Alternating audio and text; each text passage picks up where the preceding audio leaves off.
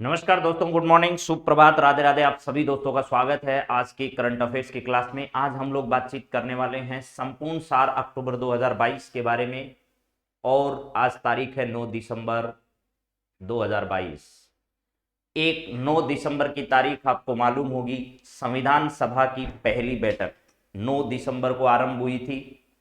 9 दिसंबर से ही इस भारत के भाग्य का विधान जो है वो आरंभ हुआ। इस भारत के संविधान के निर्माण की प्रक्रिया को जो है वो विधिवत रूप से आरंभ किया गया था 9 दिसंबर की तारीख को। आप लोगों को ये मालूम होना चाहिए, संविधान सभाओं की अलग अलग समय पर बैठक होती थी और 9 दिसंबर से ये प्रक्रिया आरंभ की गई। 9 दिसंबर में अस्थायी अध्यक्ष का चुनाव किया गया और उसके बाद अगले दिन यानी 10 दिसंबर को स्थायी अध्यक्ष के नाम की घोषणा की गई। तो ये तमाम जानकारी आप लोगों को पहले से मालूम होना चाहिए। आज के भारत के संविधान की दृष्टि से अगर देखा जाए तो एक महत्वपूर्ण दिन 9 दिसंबर का है। तो 9 दिसंबर को क्या हुआ, ये जानकारी देने के बाद आप सभी के गुड मॉर्निंग, नमस्कार, राधे राधे को स्वीकार करने के बाद आज हम लोग इस कहानी को आरंभ करते हैं। हाँ जी ज्योति जी, 9 दिसंबर 1946 को संविधान सभा की पहली बैठक जो है वो वर्तमान के जो संसद भवन बना है उसके सेंट्रल हॉल में उसको क्या किया गया था, आयोजित किया गया था। और तमाम लोग जो है वो वहां उस समय क्या थे, मौजूद रहे, जिन्होंने संविधान निर्माण की प्रक्रिया में महत्वपूर्ण योगदान दिया था। सभी को नमस्कार। नवी गुरु, सत्या, बसंती और माई टारगेट एसआई, हर हर महादेव, जय जिव्या, बीकी राजा, सभी को नमस्कार करने के बाद आज हम लोग आरंभ करने जा रहे हैं संपूर्ण सार अक्टूबर 2022 की आज की इस बेहतरीन क्लास को, जिसमें अक्टूबर माह का संपूर्ण करंट अफेयर्स आपको रिवाइज करवाया जाएगा मात्र 1 घंटे के अंदर। तो इस प्रक्रिया को आरंभ करते हैं बिना किसी देरी के। कौन कौन सी ऐसी बातें रही जो हमारे चर्चा का विषय रही और हमको उनको जानना बहुत जरूरी है, क्योंकि वहां से अक्सर परीक्षाओं में सवाल जो है वो आते ही हैं। तो चलिए आरंभ करते हैं आज की कहानी।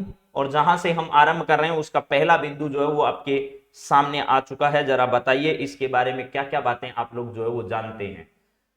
सबसे पहला पॉइंट आपके सामने है मेरे दोस्तों, यहां पर वो है अटल भूजल योजना। अटल भूजल योजना कब आरंभ की गई थी और क्या है इसका उद्देश्य, इसके बारे में जानकारी क्यों रखनी चाहिए। और क्यों सर अक्टूबर महीने में, तो ऐसा कुछ हुआ नहीं। अक्टूबर महीने में राजस्थान सरकार में क्या किया गया था कि भूजल योजना जो है अलग अलग जिलों में गिरते भूस्तर जो है उस भूस्तर को ध्यान में रखते हुए अलग अलग मीटिंग जो है वो आयोजित की गई। और कई जिले जहां पर भूमि का जलस्तर जो है वो कम होता जा रहा है उसको ध्यान में रखते हुए मुख्य सचिव उषा शर्मा जी के नेतृत्व में क्या किया गया था मेरे दोस्तों, आपको मालूम होना चाहिए कि उन बैठक के अंतर्गत यह फैसला लिया गया था कि जो अटल भूजल योजना राजस्थान में संचालित है उसको ठीक ढंग से क्या किया जाए, संचालित किया जाए। तो आपको क्या ध्यान रखना है, गिरते हुए भूस्तर जो है उसको सुधारने के लिए अप्रैल 2020 में क्या किया गया था, और अप्रैल 2020 से लेकर के मार्च 2025 तक, यानी 2020 से लेकर के 2025 तक हमारे यहाँ अटल भूजल योजना जो है वो लागू रहेगी। यानी ये योजना जो वो कितने वर्ष के लिए है, 5 वर्ष के लिए अटल भूजल योजना जो है उसको संचालित किया गया, गिरते भूजल स्तर को ध्यान में रखते हुए। चलिए तो इसके बाद में हम लोग बातचीत करते हैं, ठीक है। हाँ जी, देखिए मुझे जो मालूम था वही कमेंट आ रहा है कि सर 9 दिसंबर 1946 को फर्स्ट बैठक हुई, दूसरी बैठक 11 दिसंबर 1946 को हुई थी। जहां जहां भी आपने दूसरी बैठक 11 दिसंबर को पढ़ा है वो सब गलत है मेरे दोस्तों। 9 दिसंबर को बैठक, हाँ आप मुझे गलत बताओगे क्योंकि मुझे मालूम है कि मार्केट में उपलब्ध 99% जो बुक्स है उसमें यही लिखा है कि पहली बैठक जो है वो 9 दिसंबर को ही और दूसरी बैठक जो है वो 11 दिसंबर को ही।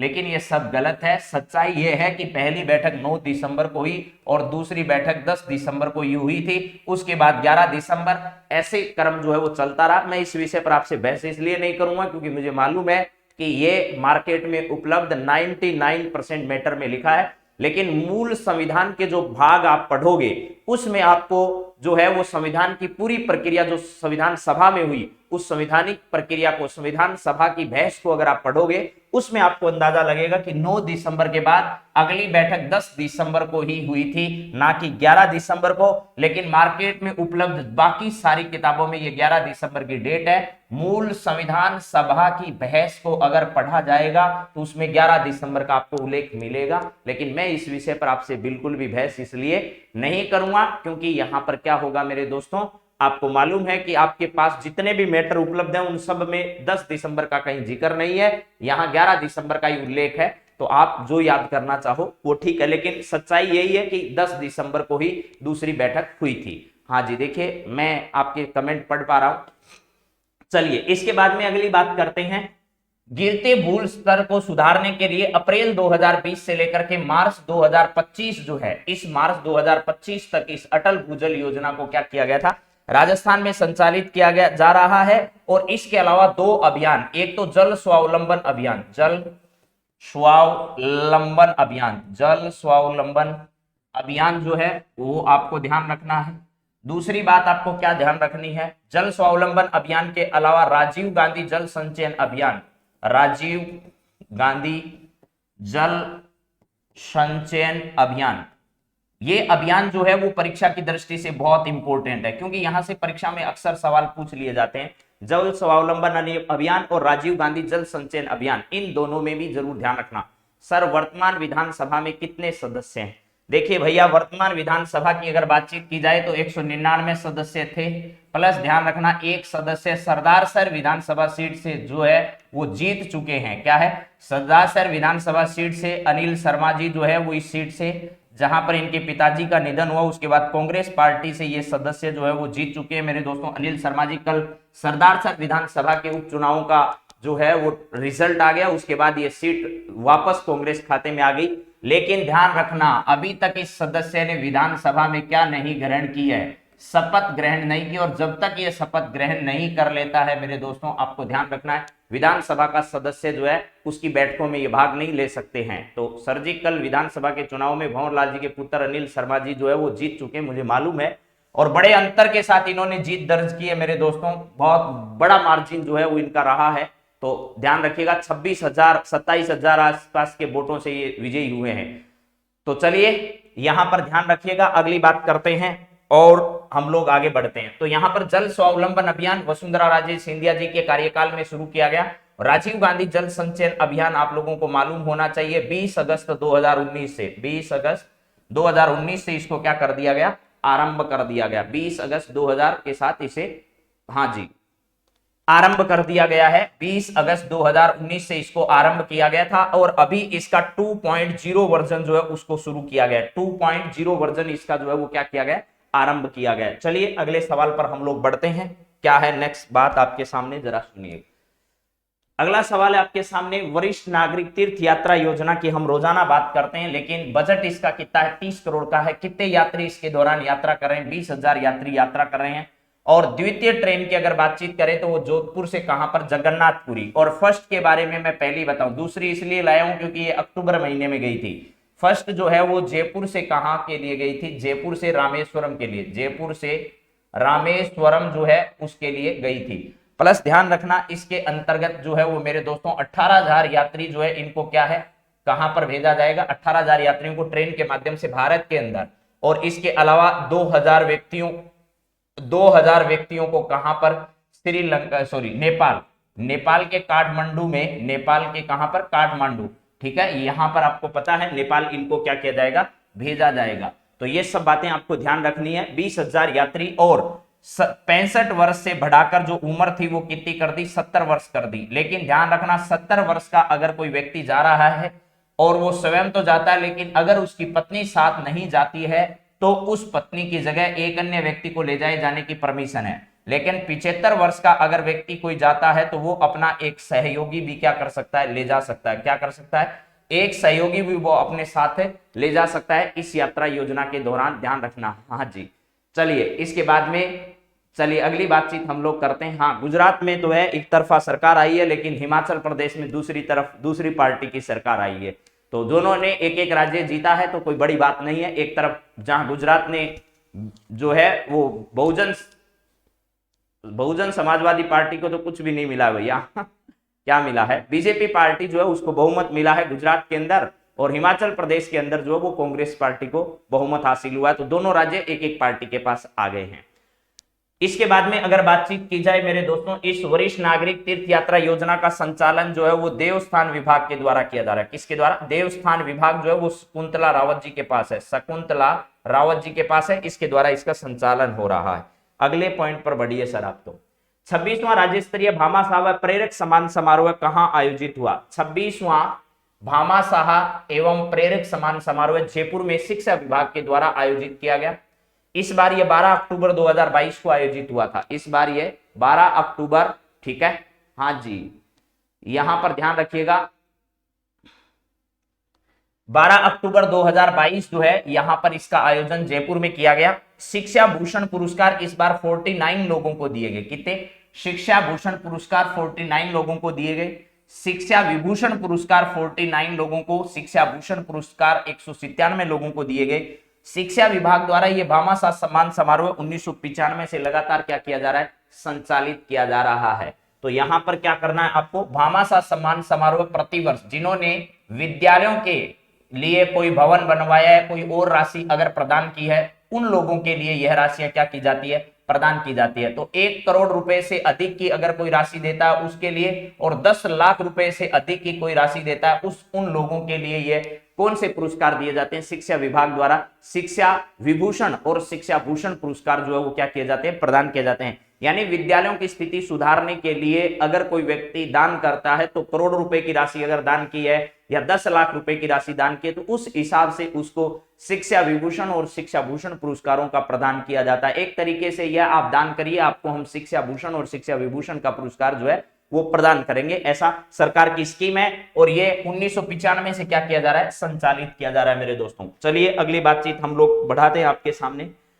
इंदिरा गांधी शहरी क्रेडिट कार्ड योजना है। इंदिरा गांधी शहरी क्रेडिट कार्ड योजना के माध्यम से क्या किया जाता है? सरकार के द्वारा इस योजना के तहत एससी और एसटी सफाई कर्मचारियों को बैंकों से 50,000 रुपए तक का ब्याज जो है वो क्या किया जाता है? ब्याज ऋण मुक्त उपलब्ध करवाया जाता है। एससी एसटी सफाई कर्मचारियों को 50,000 रुपए तक की राशि जो है वो ब्याज मुक्त ऋण उपलब्ध कराए जाने के लिए राजस्थान में इंदिरा गांधी शहरी क्रेडिट कार्ड योजना जो है वो क्या है? संचालित है। इंदिरा गांधी शहरी क्रेडिट कार्ड योजना संचालित है राजस्थान में। इसके बाद में मुखबिर योजना के बारे में बहुत अच्छी बातें आपको बताते हैं। 2 बात क्या है सर? 2 बात वो बड़ा बताइए। शुद्ध के लिए युद्ध अभियान जो है वो असुरक्षित भोजन प्रमाणित होने पर 51,000 रुपए की राशि क्या की जाती है? प्रदान की जाती है। लेकिन ध्यान रखना मेरे दोस्तों, इसमें अगर उपमानक के अंतर्गत अगर पाई जाती है राशि, यानी ये तो है खाने में असुरक्षित भोजन अगर प्रमाणित हो जाता है, ध्यान से सुन लो, राजस्थान में इस बार भी अक्टूबर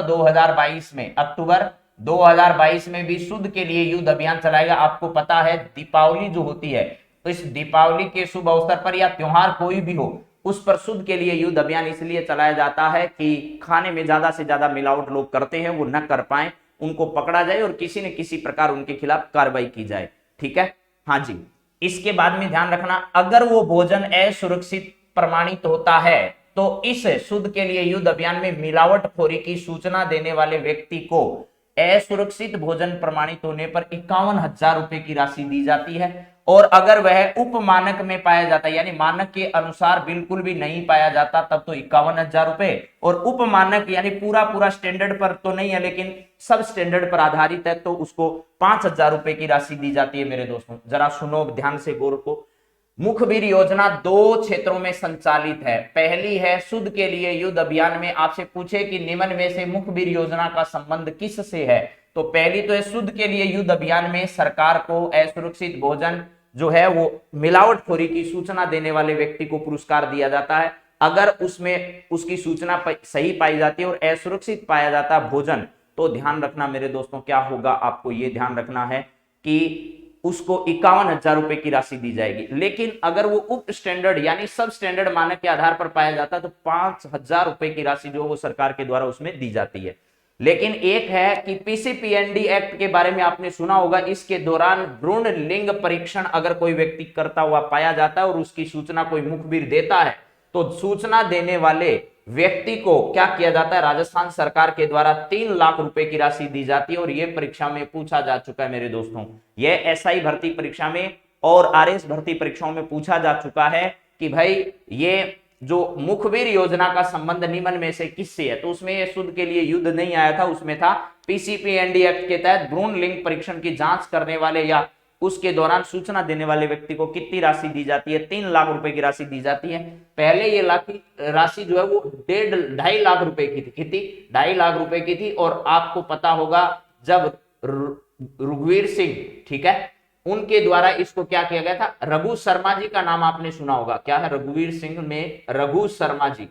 रघु शर्मा जी जिस समय चिकित्सा मंत्री हुआ करते थे पिछली सरकार के समय, या अभी जो पिछला उनका जो कार्यकाल था उस दौरान ही, तो रघु शर्मा जी जो है इनके द्वारा क्या किया गया? इस राशि को ही बढ़ाकर क्या कर दिया गया था? 3 लाख रुपए कर दिया गया था। उस समय चिकित्सा मंत्री ये थे, बस ये ध्यान रखना है। बाकी कोई ज्यादा जानकारी वाली बात है नहीं। रघु शर्मा जी अगर नहीं भी याद रखोगे, लेकिन ध्यान रखना पहले ये 2.5 लाख रुपए की राशि पीसीपीएनडी एक्ट के तहत सूचना देने वाले व्यक्ति को मिलते थे, लेकिन वर्तमान में ये राशि जो है वो कितनी मिल रही है? 3 लाख रुपए इस मुखबिर योजना के तहत दी जाती है। तो मुझे लगता है कि आपको ये दोनों बातें समझ में आ गई होगी। पहली तो है शुद्ध के लिए युद्ध अभियान की जानकारी देने वाले व्यक्ति को मुखबिर योजना के तहत 51,000 रुपए और 5,000 रुपए की राशि मिलती है।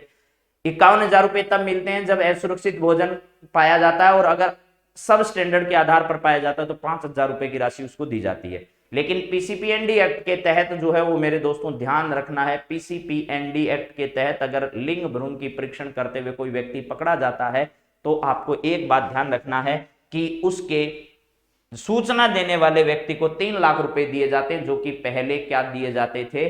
पहले 2.5 लाख रुपए इसके लिए दिए जाते थे। चलिए आगे बात करते हैं, अगला पॉइंट क्या है। नेक्स्ट पॉइंट आपकी स्क्रीन के ऊपर है।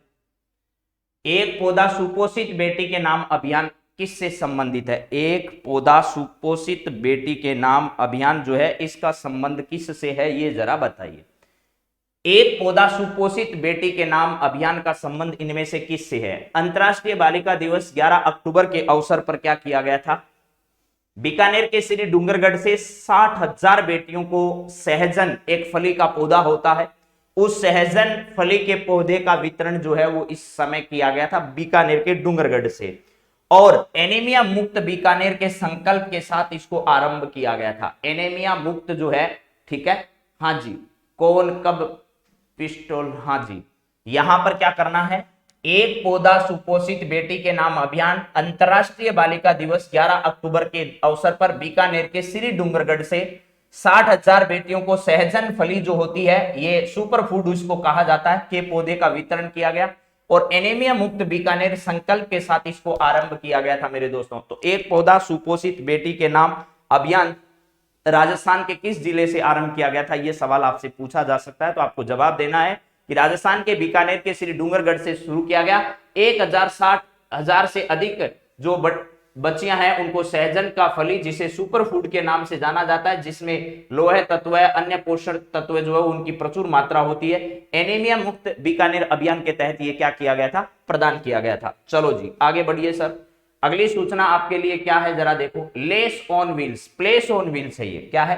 प्लेस ऑन व्हील्स है। प्लेस ऑन व्हील्स के बारे में आप सभी जानते हैं, एक शाही रेल सेवा की को गांधीनगर रेलवे स्टेशन से पुणे 8 अक्टूबर 2022 को मुख्यमंत्री ने ट्रायल रन को हरी झंडी दिखाकर क्या किया था? रवाना किया था। गांधीनगर रेलवे स्टेशन से क्या किया गया? पहले इसका ट्रायल रन हुआ मेरे दोस्तों, कब? 8 अक्टूबर को। 8 अक्टूबर को ट्रायल रन हुआ, उसके बाद में 12 अक्टूबर को यात्रियों के लिए इसे संचालित कर दिया गया। और यह राजस्थान पर्यटन विभाग जो है, राजस्थान पर्यटन विभाग और रेल विभाग के द्वारा संचालित है। राजस्थान पर्यटन विभाग के मंत्री जो है वो विश्वेंद्र सिंह है। कौन है? विश्वेंद्र सिंह जी डीग भरतपुर से वर्तमान में आपको पता आते हैं। और इसके साथ साथ आरटीडीसी जो है उसमें धर्मेंद्र प्रधान जो है वो धर्मेंद्र प्रधान जी आरटीडीसी के वर्तमान में अध्यक्ष हैं। तो अक्टूबर 2022 में 8 तारीख को ट्रायल रन हुआ, 12 तारीख को इसको लोगों के लिए संचालित कर दिया। प्लेस ऑन व्हील्स के बारे में सवाल परीक्षा में बहुत बार आते हैं। चलिए अगली बातचीत करते हैं। अगली जानकारी क्या है, जरा देखो भैया, देखो रे देखो। यह है नेक्स्ट, मुख्यमंत्री दुग्ध उत्पादक संबल योजना। कई बार आप लोगों ने कहा है कि सर इसमें ये हुआ है वो हुआ है, तो आज एकदम क्लियर कर लो। और जो आज बता रहा हूं उस पर भरोसा करते हुए आप लोग परीक्षा में सवाल करके आओगे। मुख्यमंत्री दुग्ध उत्पादक संबल योजना का आरंभ फरवरी 2019 में किया गया था। कब? फरवरी 2019 में मुख्यमंत्री दुग्ध उत्पादक संबल योजना का आगाज हुआ। पहले इसमें अनुदान 3 रुपए प्रति लीटर के हिसाब से पशुपालकों को दिया जाता था। लेकिन बजट 2022-23 में सरकार ने इसको 5 रुपए प्रति लीटर के हिसाब से कर दिया। बजट 2022-23 में मेरे दोस्तों 2 रुपए बढ़ाकर, यहां पर मैंने लिखा, बच्चे भूल गए लिखना, 2 रुपए प्रति लीटर के हिसाब से अनुदान राशि बढ़ाकर जो है वो 5 रुपए प्रति लीटर कर दिए, जिसका लाभ पशुपालकों को 1 अप्रैल से जो है वो क्या किया जा रहा है, दिया जा रहा है। हालांकि बजट में यह घोषणा हुई, लेकिन 1 अप्रैल 2022 से पशुपालकों को बढ़ा हुआ 2 रुपए देने की शुरुआत कर दी गई। पहले 3 रुपए था, बाद में 2 रुपए क्या कर दिया, बढ़ा दिया, और उसके बाद अब टोटल 5 रुपए अनुदान जो है वो मुख्यमंत्री दुग्ध उत्पादक संबल योजना के तहत पशुपालकों को दिया जाता है। और इस योजना का आगाज जो है वो फरवरी 2019 से किया गया था। शायद उम्मीद है सब बच्चों को समझ में आ गया होगा। अब बढ़ते हैं आगे। हाँ जी, चलिए नेक्स्ट बातचीत करते हैं। इसके संदर्भ में कोई कंफ्यूजन है तो आप लोग पूछ सकते हैं कि सर ये नहीं वो नहीं, तो आप आपको ध्यान रखना है, ठीक है। हाँ जी, पहले 3 का मिलता था अनुदान, बाद में 2 का बढ़ा दिया, अब कर दिया कितना भैया, 5 रुपए। तो चलिए अगली बातचीत क्या है। अगली है पिंक डिवीजन का कंसेप्ट क्या है भाई, ये बताइए। पिंक डिवीजन का कंसेप्ट राजस्थान के जन स्वास्थ्य अभियांत्रिकी विभाग, जिसके मंत्री महेश जोशी जी हैं, उनके द्वारा शुरू किया गया। इसकी शुरुआत 11 अक्टूबर से जयपुर में की गई। पेयजल से संबंधित कार्य महिलाओं द्वारा करवाए जाएंगे, ये डिसाइड किया गया। लेकिन अभियंताओं सहित विभिन्न पद जो इस विभाग के अंतर्गत हैं, जन स्वास्थ्य अभियांत्रिकी विभाग के द्वारा, ठीक है, इसके अंतर्गत जो है ध्यान रखिएगा कि पेयजल से संबंधित जितने भी यहां पर अभियंता सहित जितने एलडीसी, यूडीसी इत्यादि पद इस विभाग के अंतर्गत है मेरे दोस्तों, उन विभागों में जो पद हैं वो किसके द्वारा भरे जाएंगे, महिलाओं के द्वारा भरे जाएंगे, ये भी ध्यान रखना, ठीक है। चलिए यहां पर ध्यान रखिएगा कि इन पदों पर महिलाओं की नियुक्ति के लिए क्या किया गया, इस पिंक डिवीजन की स्थापना की गई है। महिला सशक्तिकरण ही इसका क्या है, उद्देश्य है। यानी कि भाई सीधी बात है, शहरों के अंदर जो नियुक्ति है ना विभिन्न पदों में, शहरों में विभिन्न पदों पर जल अभियांत्रिकी विभाग जो है, जन स्वास्थ्य अभियांत्रिकी विभाग जो है, इसके अंतर्गत वो पद महिलाओं द्वारा भरे जाएंगे, उन पर महिलाओं को नियुक्ति दी जाएगी। बस इतना ही पिंक डिवीजन का कंसेप्ट है। और ये किस विभाग द्वारा, जन स्वास्थ्य अभियांत्रिकी विभाग द्वारा शुरू किया गया है। तो महिलाओं के लिए तो अच्छा है, गांव में नहीं जाना पड़ेगा, शहर में ही आपको नौकरी वोकरी मिल जाएगी, ऐसा इसका कंसेप्ट है।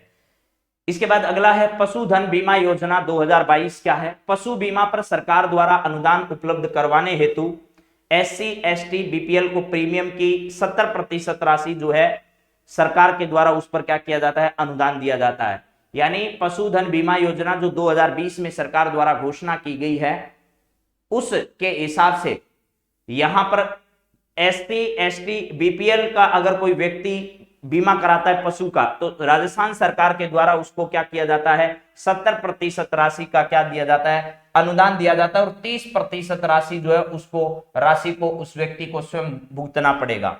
पशुपालकों द्वारा 3 वर्ष तक ये बीमा जो है वो क्या किया जा सकता है, करवाया जा सकता है। ये भी आपको ध्यान रखना है, 3 वर्ष तक इसका जो है वो करवाया जा सकता है बीमा। और पशुओं की कीमत का मूल्य जो है वो स्वास्थ्य एवं दुग्ध क्षमता के आधार पर जो है वो किया जाएगा। यानी जिस प्रकार पशु की कीमत होगी उसी आधार पर उसको बीमा दिया जाएगा। SC, ST, BPL परिवारों को छोड़कर जो है वो 50-50% होगा। 50% पशुपालक को और 50% सरकार जो है उसको क्या करने वाली है, प्रीमियम पर अनुदान उपलब्ध करवाने वाली है, ठीक है। हाँ जी, PWD नहीं है, PH, हाँ ठीक बात है। चलिए अगली बातचीत हम लोग करते हैं। नेक्स्ट, एक मुश्त समझौता योजना भी राजस्थान में शुरू की गई। राजस्थान में ऐसे किसान बहुत हैं मेरे दोस्तों जिन्होंने बैंकों से ऋण लिया और बैंकों से ऋण लेने के बाद भूल गए कि हमने किसी फला बैंक से ऋण लिया भी था। वो ऋण जो है उन लोगों ने वापस चुकता नहीं किया। राजस्थान सरकार सोचती है कि अगर उनकी भूमि कुर्क कर दी जाए तो ऐसे किसानों की संख्या लाखों में है, वो बैंकों पर वापस अपना दबाव बनाने की कोशिश करेंगे। तो इस प्रकार के किसानों को प्रलोभन देकर राजस्थान सरकार ये चाहती है कि किसी न किसी प्रकार ये किसान जो है वो हमारा ऋण जो लिया था उसको वापस क्या कर दे, चुकता कर दे। इसके लिए राजस्थान सरकार ने एक मुश्त समझौता योजना शुरू की, विभिन्न छूट भी किसानों को दी कि आपको ये लाभ हम दे देंगे, आप जो अपना बकाया है उसको जमा करवा दीजिए। जिन किसानों ने भूमि विकास बैंकों से ऋण लिया और अभी बकाया है, मुख्यमंत्री ने 21 उनके लिए एक मुश्त समझौता योजना शुरू की गई है। यहीं तक की बात है कि जिन किसानों ने भूमि विकास बैंकों से ऋण लिया और वो बकाया है, उनके लिए एक मुश्त समझौता योजना आरंभ की गई। मुख्यमंत्री ने 21 न्यायालय परिसरों में ई सेवा केंद्र खोले जाने की स्वीकृति प्रदान की। अभी पिछले दिनों राजस्थान के मुख्यमंत्री उन्होंने 21 न्यायालय परिसरों में ई सेवा केंद्र जो है ई सेवा केंद्र खोले जाने की घोषणा की। तो आपसे परीक्षक पूछ सकता है कि राजस्थान के मुख्यमंत्री ने अभी हाल ही में कितने न्यायालय परिसरों में ई सेवा केंद्र खोले जाने की घोषणा की, तो आपको जवाब देना है मेरे दोस्तों 21 न्यायालयों में ऐसा किया गया था। चलिए, हाँ जी, क्रुक कैसे करते? क्रुक करने का मतलब है ये भाई साहब, आपने बैंक का ऋण नहीं चुकाया तो बैंक के पास आपने जब ऋण लिया तो अपना कुछ न कुछ आपने बैंक से समझौता किया है कि मेरी ये संपत्ति मैं आपको देता हूं, आप मुझे ऋण दीजिए। उस संपत्ति को बैंक का हक माना जाएगा, फिर आपका अधिकार उसमें नहीं रहेगा, क्योंकि आपके हाथ पांव पहले ही बैंक ने काट दिए हैं और ऐसा किसानों को मालूम नहीं होता है। तो ये ध्यान रखिएगा, बैंक जो है वो उसकी भूमि का अधिग्रहण कर सकता है। ये समझौता उसने बाकायदा ऋण देते समय किया था, जिसका किसानों को जो है वो मालूम नहीं होता है कि हमने पहले से ही ऐसे डॉक्यूमेंट पर साइन किए हैं कि हम बैंक का ऋण नहीं चुकाएंगे, तो भी बैंक के पास ये हक है कि वो अपना पैसा कभी भी वसूल कर सकती है। देश की जीडीपी में एमएसएमई सेक्टर का योगदान जो है वो कितना परसेंट है, आपको ये ध्यान रखना है। एमएसएमई सेक्टर का 30% योगदान है देश की जीडीपी के अंतर्गत। ऐसा राजस्थान के मुख्यमंत्री ने 7 अक्टूबर को जो इन्वेस्ट राजस्थान समिट आयोजित हुआ उसके अंतर्गत ये बात कही थी कि एमएसएमई सेक्टर जो है वो उभर रहा है और उसका 30% योगदान है देश की जीडीपी के अंतर्गत। चलिए, इसके बाद में अगली बात क्या है हमारे सामने, जरा देखिए भैया। यहां पर नेक्स्ट आपके सामने है डीग महोत्सव। डीग महोत्सव का आयोजन कब किया गया? डीग महोत्सव का आयोजन 10 से लेकर के 11 अक्टूबर 2022 को डीग भरतपुर में किया गया। पर्यटन विभाग तथा जिला प्रशासन अलवर द्वारा इसका आयोजन किया गया या भरतपुर द्वारा आयोजन किया गया? तो भरतपुर जिला प्रशासन द्वारा इसका आयोजन किया गया। पर्यटन विभाग तथा जिला प्रशासन भरतपुर के द्वारा इसका आयोजन किया गया डीग भरतपुर में। और अभी पता है राजस्थान के मुख्यमंत्री ने डीग भरतपुर के महलों के लिए 3D light and sound show जो है, लाइट एंड क्या है, साउंड शो, इसके लिए यहां पर क्या की गई है, शुरुआत की गई है। सरदार शहर चूरू से विधायक पंडित भंवरलाल शर्मा जी के निधन के बाद 5 दिसंबर 2022 को हुए उपचुनाव में कांग्रेस पार्टी के अनिल शर्मा ने जो है वो ऐतिहासिक जीत दर्ज की है। और अनिल शर्मा जी लगभग 26-27 हजार वोट जो है इन वोटों से क्या हुए हैं भैया, जीत दर्ज इन्होंने की है। तो 5 दिसंबर 2022 को ये जीत इन्होंने दर्ज की है। पंडित भंवरलाल जी शर्मा के बेटे हैं अनिल शर्मा जी। 8 दिसंबर यानी कल जो मतगणना हुई है उसमें यह फैसला आया है। तो राजस्थान की विधानसभा में विधायक हो चुके हैं वापस कितने, 200, क्योंकि अभी भी 199 प्लस 1 इसलिए कह रहा हूं क्योंकि एक सदस्य अनिल शर्मा जी अभी राजस्थान विधानसभा जब सत्र चलेगा तो उस समय ये शपथ ग्रहण करेंगे, ये भी आपको ध्यान रखना है। यहां पर शपथ ग्रहण अभी इनका नहीं हुआ है, लेकिन इनको प्रतिनिधि जो है, विधायक प्रतिनिधि का मतलब हो गया कि इनको निर्वाचित घोषित कर दिया, निर्वाचन आयोग के द्वारा इनको विजयी घोषित कर दिया गया। तो ये अब राजस्थान विधानसभा के सदस्य जो हैं वो हैं, लेकिन बैठक में शपथ लेने के बाद ये शामिल हो पाएंगे। तो चलिए अगली बातचीत करते हैं। Kishanbagh sand dune park Rajasthan में कहां पर स्थित है? सैंड ड्यून पार्क जो है वो राजस्थान के जयपुर में है, किशनबाग सैंड ड्यून पार्क। इसका उद्देश्य क्या है? इस पार्क के माध्यम से राजस्थान की जितनी भी मरुस्थलीय वनस्पति है, प्राचीन चट्टानें हैं, राजस्थान की जो भौगोलिक परिस्थितियां हैं उसके हिसाब से यहां पर क्या करना है मेरे दोस्तों, नई नई चीजें हैं।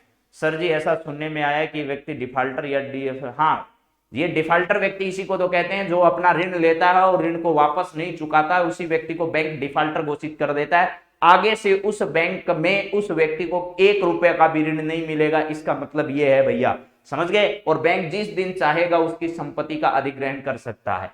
तो ध्यान रखना, डिफॉल्टर का मतलब यही है, अगर आप किसी बैंक की नजर में डिफॉल्टर घोषित हो जाते हो और आपको कितनी भी बड़ी परेशानी आ जाए, आप उस बैंक से 1 रुपए का भी पैसा उधार नहीं ले सकते।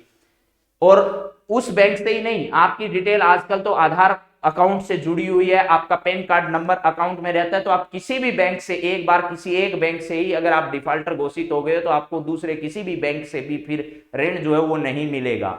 क्योंकि आपको ऋण देते समय बैंक आपकी पूरी जो जानकारी है, यानी बैंक के पास जो कुंडली है उस कुंडली को देखेगा कि भाई साहब आदमी कैसा है, तो उनको कुंडली देखते ही पता चलेगा हो भाई साहब तो फला बैंक में डिफॉल्टर चल रहा है, तो कोई भी बैंक आपको बाद में ऋण जो है वो नहीं देगा।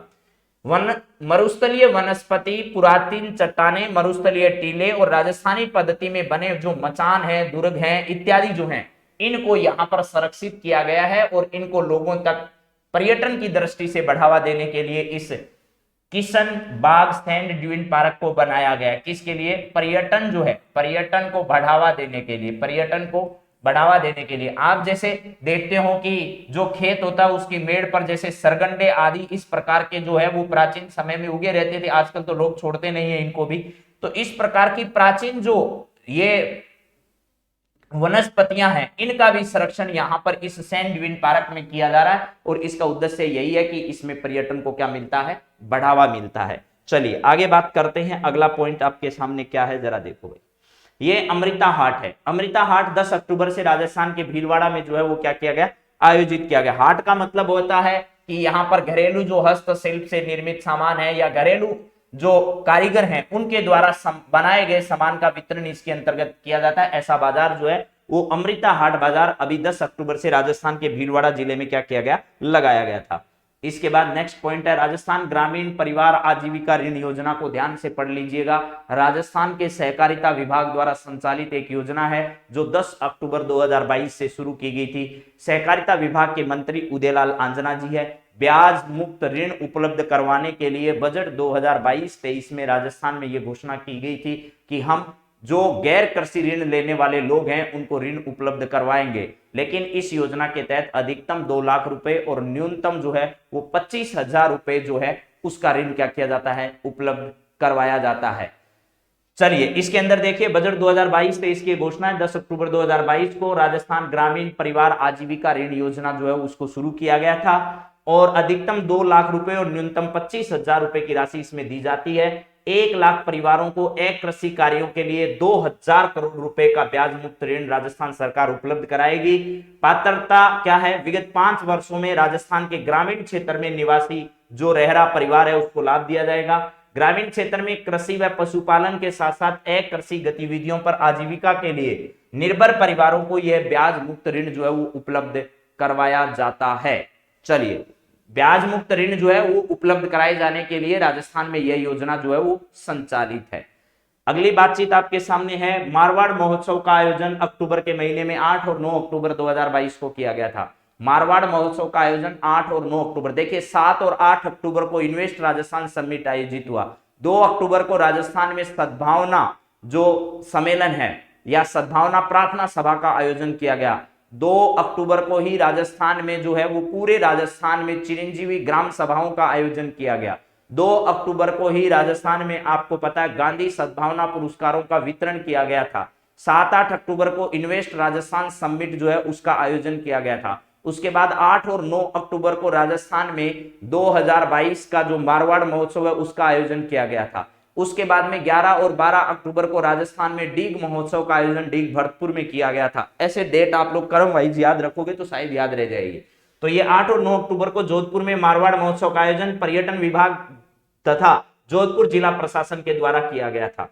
चलिए इसके बाद ये क्यों बता रहा हूं मैं, ये सारे महोत्सव आपको क्रम में पूछता है कई बार कि वर्ष में ये जो है महोत्सव मनाए जाने का क्रम कौन सा है। तो उस क्रम में अगर आए तो जैसे मैंने पहले से अंतिम के क्रम में आपको पढ़ाया वो क्रम बना दीजिए, आपका सवाल कभी गलत नहीं होगा। ठीक है, हाँ जी। अजमेर दर्शन बस सेवा जो है वो पिछले दिनों राजस्थान पर्यटन विकास निगम के द्वारा शुरू करने की घोषणा की गई थी कि राजस्थान में हम लोग क्या करने वाले हैं। राजस्थान पर्यटन विकास निगम द्वारा अजमेर में हम एक अजमेर दर्शन बस सेवा शुरू करेंगे। राजस्थान पर्यटन विकास निगम जो है आरटीडीसी, इस आरटीडीसी के चेयरमैन जो है वो धर्मेंद्र प्रधान जी ने ये घोषणा की थी। धर्मेंद्र प्रधान जो है उन्होंने ये घोषणा की थी कि हम अजमेर दर्शन सेवा शुरू करने वाले हैं। अजमेर में ही कहां से, अजमेर के सोनी जी की नसिया जो है इनको अकबर का संग्रहालय, ख्वाजा साहब की दरगाह, 2.5 दिन का झोपड़ा, अन्ना सागर झील, 12 दरी, फाय सागर झील और पुष्कर झील होते हुए एक बस सेवा शुरू करेंगे जो आपको अजमेर के अलग अलग स्थानों का दर्शन कराएगी। उसी का नाम अजमेर दर्शन बस सेवा रखा गया था। हाँ जी सर, कल रैंक करा दीजिए जरूर।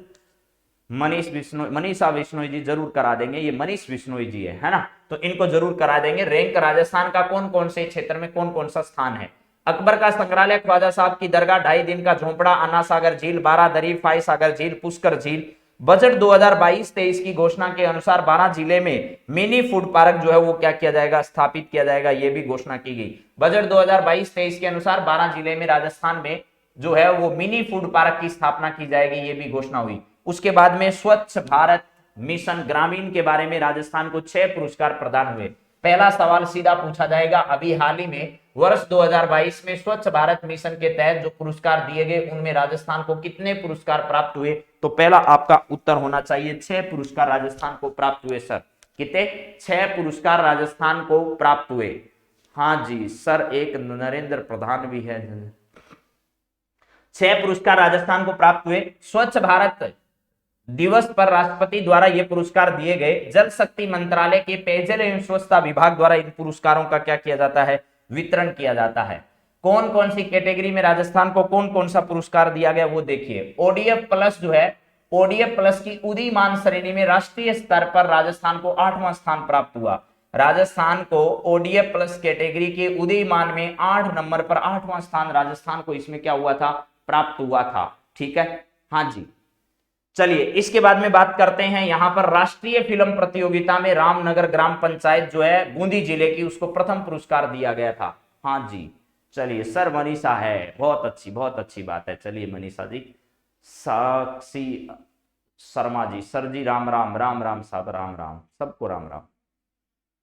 यहां पर है राष्ट्रीय फिल्म प्रतियोगिता का भी इस समय आयोजन किया गया। बहुत इंपॉर्टेंट सवाल है ये, सब के सब परीक्षा में आपको देखने को मिलेंगे और पुरानी परीक्षाओं में भी ये सवाल आए हुए इसी तरीके के। ओडीएफ पुलिस की उदीयमान श्रेणी में राष्ट्रीय स्तर पर राजस्थान को 8वां पुरस्कार प्राप्त हुआ। राष्ट्रीय फिल्म प्रतियोगिता का भी आयोजन किया गया। उस फिल्म प्रतियोगिता में रामनगर ग्राम पंचायत है बूंदी की, उसको प्रथम पुरस्कार मिला राष्ट्रीय स्तर पर, और यहाँ की जो सरपंच है वो श्रीमती बबीता बाई है। ये भी आपको पहले बहुत कुछ पढ़ाया गया है। जैविक कचरा प्रबंधन में पूरे राजस्थान का द्वितीय स्थान रहा। द्वितीय पुरस्कार राजस्थान को क्या किया गया था? दिया गया था। यहां पर उदीयमान श्रेणी में राजस्थान 8वें नंबर पर। राष्ट्रीय फिल्म प्रतियोगिता में रामनगर ग्राम पंचायत बूंदी की है वो प्रथम पुरस्कार प्राप्त किया। जैविक कचरा प्रबंधन में राजस्थान ने द्वितीय स्थान प्राप्त किया। इसके अलावा मेरे दोस्तों, उत्तर क्षेत्र के राज्यों और केंद्र शासित प्रदेशों की श्रेणी में दीवार लेखन, वॉल पेंटिंग अभियान, ओडीएफ प्लस, गोवर्धन प्लास्टिक कचरा प्रबंधन, धूसर जल प्रबंधन, मलय कचरा प्रबंधन के अंतर्गत राजस्थान ने दूसरा पुरस्कार जो है वो क्या किया था? प्राप्त किया था। राजस्थान ने दूसरा पुरस्कार इसमें प्राप्त किया था। इसके बाद में उदयपुर जिला राजस्थान में प्रथम स्थान पर तथा देश भर में 60वें स्थान पर रहा। राजस्थान का उदयपुर जिला जो है वो पूरे देश भर में तो कौन से स्थान पर रहा? पूरे देश भर में 60वें स्थान पर रहा, लेकिन राजस्थान में पहले नंबर पर।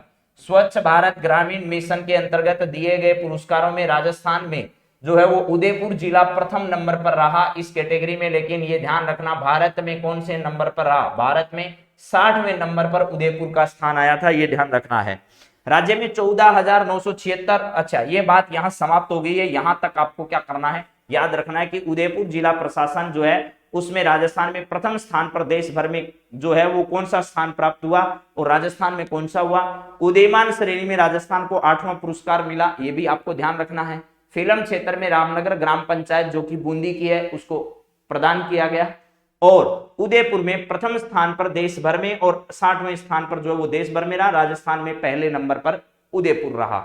चलिए आगे बात करते हैं। फिर ये शायद सारी बात याद हो गई होगी आपको। ये सवाल इंपॉर्टेंट है इसलिए बता रहा हूं कि ओडीएफ प्लस उदीयमान श्रेणी में राष्ट्रीय स्तर पर राजस्थान का 8वां स्थान, फिल्म प्रतियोगिता में रामनगर ग्राम पंचायत पहले स्थान पर, जैविक कचरा प्रबंधन में राजस्थान दूसरे स्थान पर, उत्तर क्षेत्र के राज्यों में ODF plus, wall painting, Govardhan कचरा प्रबंधन आदि में द्वितीय पुरस्कार, और उदयपुर जिले को पूरे राजस्थान में पहला और देश भर में 60वें नंबर पर। राज्य में 14,976 ऐसे मतदाता हैं जिन्होंने 1952 के पहले आम चुनाव में भाग लिया और अब तक के सभी आम चुनाव में उन्होंने मतदान किया है। हाल ही में अंतर्राष्ट्रीय वृद्ध जन जो दिवस मनाया गया उस समय इनको सम्मानित किया गया था अलवर जिले में मुख्य सचिव के द्वारा। चलिए इसके बाद में अगली बातचीत क्या है जरा देखिए। अगली बातचीत है 68वां वन्य जीव सप्ताह कब से कब तक मनाया गया। 68वां वन्य जीव सप्ताह जो है वो 2 अक्टूबर से लेकर के 8 अक्टूबर 2022 तक मनाया गया। 2 अक्टूबर से लेकर के 8 अक्टूबर 2022 तक जो है वो 68वां वन्य जीव सप्ताह जो है वो मनाया गया। खादी एवं ग्रामोद्योग आयोग द्वारा 2 अक्टूबर 2022 से 30 जनवरी 2023 तक खादी के उत्पादों पर 50% की छूट क्या की गई, प्रदान की गई। तो खादी से बने हुए जो प्रोडक्ट हैं उन प्रोडक्ट पर 30 जनवरी 2023 तक जो है वो 2 अक्टूबर से आरंभ हुई छूट जो है वो कब तक रहेगी, 50% की छूट जो है वो इस समय तक रहेगी। तो 2 अक्टूबर से 8 अक्टूबर तक वन्य जीव सप्ताह मनाया गया। 2 अक्टूबर से लेकर के 30 जनवरी 2023 तक खादी के उत्पादों पर खादी एवं ग्रामोद्योग आयोग द्वारा, जो कि उद्योग विभाग के अंतर्गत आता है, उसमें 50% की छूट जो है वो प्रदान की गई। और अभी आपको पता है रामलीला मैदान जयपुर में जो है वो खादी महोत्सव का भी आयोजन वहां पर हो रहा है और वहां पर भी खादी के प्रोडक्ट जो है उन पर छूट मिल रही है। अगली बातचीत, राजस्थान इन्वेस्ट समिट परीक्षा की दृष्टि से अत्यंत महत्वपूर्ण है। 7-8 अक्टूबर 2022 को इसका जयपुर में आयोजन किया गया। इसका आयोजन उद्योग विभाग द्वारा किया गया। इसकी थीम मैंने पहले कई बार आपको बताई है और यह थीम आपसे पूछी जा सकती है। कमिटेड एंड डिलीवर्ड इन्वेस्ट जो है ये इसकी थीम है। कमिटेड एंड डिलीवर्ड इन्वेस्ट जो है वो इसकी थीम रही है। 10.41 लाख करोड़ रुपए के निवेश के समझौते, सौर ऊर्जा क्षेत्र में सर्वाधिक निवेश जो है उसके समझौते इसमें किए गए हैं। 25 औद्योगिक क्षेत्रों का लोकार्पण राजस्थान में जो है राजस्थान सरकार के द्वारा किया गया। 18 औद्योगिक इकाइयां राजस्थान में नई हुई है। 33 इकाइयों का शिलान्यास राजस्थान के मुख्यमंत्री के द्वारा इस समय किया गया था। ठीक है, हाँ जी। चलिए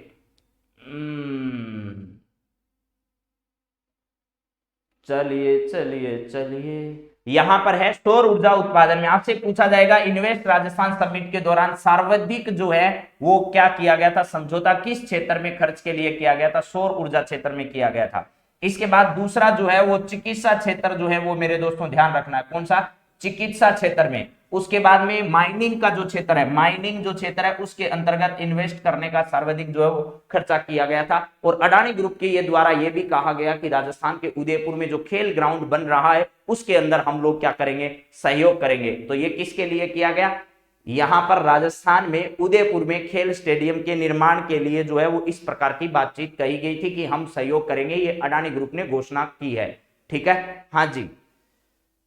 चलिए इसके बाद में अगली बातचीत करते हैं। नेक्स्ट सवाल आपके सामने क्या है जरा देखिए भैया। राजस्थान रत्न सम्मान जो है वो राजस्थान में इन्वेस्टमेंट समिट के दौरान किसको प्रदान किया गया, 6 व्यक्तियों को राजस्थान इन्वेस्टमेंट समिट जो है वो पुरस्कार दिया गया, 6 व्यक्तियों को। पहले व्यक्ति जिनमें है दलवीर भंडारी जो कि जोधपुर से अंतरराष्ट्रीय न्यायालय में न्यायाधीश रहे हैं। उसके बाद में RM लोढ़ा यानी राजेंद्र मल लोढ़ा जो कि जोधपुर से संबंधित है, सुप्रीम कोर्ट के पूर्व मुख्य न्यायाधीश रहे हैं। लक्ष्मी निवास मित्तल जो कि चूरू के हैं और उनको स्टील किंग के नाम से जाना जाता है, उनको यह पुरस्कार दिया गया। उसके बाद में केसी मालू जो कि चूरू के सुजानगढ़ क्षेत्र से आते हैं, वीणा कैसिड जो है उसके मैनेजिंग डायरेक्टर के तौर पर काम करते हैं, तो यहां पर केसी मालू को सम्मानित किया गया। सीन काफ निजाम जो कि जोधपुर से आते हैं, संगीत और फिल्म क्षेत्र से इनका योगदान है, उनको भी राजस्थान रत्न से सम्मानित किया गया। अनिल अग्रवाल फाउंडेशन यानी अग्रवाल फाउंडेशन और वेदांता ग्रुप जो है वो राजस्थान में संचालित है और राजस्थान में शिक्षा हो, कई ऐसे काम है राजस्थान में जहां से इसका संचालन किया जा रहा है। तो यहां ध्यान रखिएगा वेदांता ग्रुप अनिल अग्रवाल को भी क्या दिया गया था, यह पुरस्कार प्रदान किया गया था। ठीक है, हाँ जी। चलिए, राजस्थान देश में पहला ऐसा राज्य है जहां पर ग्रीन हाइड्रोजन नीति जो है वो लागू की जाएगी। इसी इन्वेस्टमेंट समिट के दौरान राजस्थान में यह कहा गया कि राजस्थान देश का पहला राज्य होगा जहां पर ग्रीन हाइड्रोजन नीति जो है वो क्या करी जाएगी, लागू की जाएगी। ग्रीन हाइड्रोजन नीति जो है वो राजस्थान में क्या की जाएगी, लागू की जाएगी। इसके बाद में इन्वेस्ट राजस्थान समिट के दौरान राजस्थान निवेश प्रोत्साहन योजना 2022 लॉन्च की गई, रिप्स 2022। और अभी अभी यही सवाल पूछा गया था मेरे दोस्तों रिप्स 2019 के बारे में। 2019 के बारे में परीक्षा में सिर्फ इतना सवाल पूछा कि इस रिप्स का पूरा नाम क्या है। तो राजस्थान इन्वेस्ट प्रोत्साहन योजना जो है वो 2022 की किस समय लॉन्च की गई, 7-8 अक्टूबर को इन्वेस्ट राजस्थान समिट के दौरान राजस्थान में इसका आयोजन किया गया था। ठीक है, अगली बातचीत जरा सुनिए क्या है। यहाँ कृषि विषय में अध्ययनरत छात्राओं के लिए राजस्थान में जो है वो एक स्कीम लॉन्च की गई है, छात्रवृत्ति योजना शुरू की गई है। उसमें किस किस को छात्रवृत्ति दी जाती है जरा देखिए। कृषि विषय में अध्ययनरत जो छात्राएं हैं उनको राशि कितनी दी जाती है, 11वीं और 12वीं क्लास में पढ़ने वाली छात्राओं को 5-5 हजार रुपए प्रति वर्ष के हिसाब से छात्रवृत्ति दी जाती है। इसके बाद में राजस्थान सरकार जो है वो स्नातक और स्नातकोत्तर यानी जो बीएससी और एमएससी करते हैं कृषि संकाय में, उन लोगों को राजस्थान सरकार जो है वो 12,000 रुपए की प्रतिवर्ष सहायता देती है। पीएचडी करने वाली छात्राओं को राजस्थान सरकार 15,000 रुपए की सहायता देती है। अधिकतम ये राशि 3 वर्ष तक दी जाएगी और आवेदन जो है वो राज किसान साथी पोर्टल पर किए जाएंगे, ऐसा राजस्थान सरकार ने कहा है। जरा ध्यान से सुनिएगा कि राजस्थान सरकार के द्वारा 5,000 रुपए, इसके बाद में 10,000 रुपए और उसके बाद में 12,000 रुपए और उसके बाद में 15,000 रुपए की राशि प्रदान की जाती है। 5,000 रुपए जो 11वीं 12वीं के बच्चे हैं उनको दिए जाते हैं। स्नातक और स्नातकोत्तर वाले बच्चों को 12,000 रुपए दिए जाते हैं। पीएचडी वालों को कितने दिए जाते हैं तो 15,000 रुपए देते हैं, लेकिन अधिकतम ये 3 साल तक की राशि दी जाएगी। इससे ज्यादा के लिए यह राशि जो वो उपलब्ध नहीं करवाई जाएगी, ये ध्यान रखना है। हाँ जी, करौली धाम से, करौली केला देवी से भी नमस्कार भाई।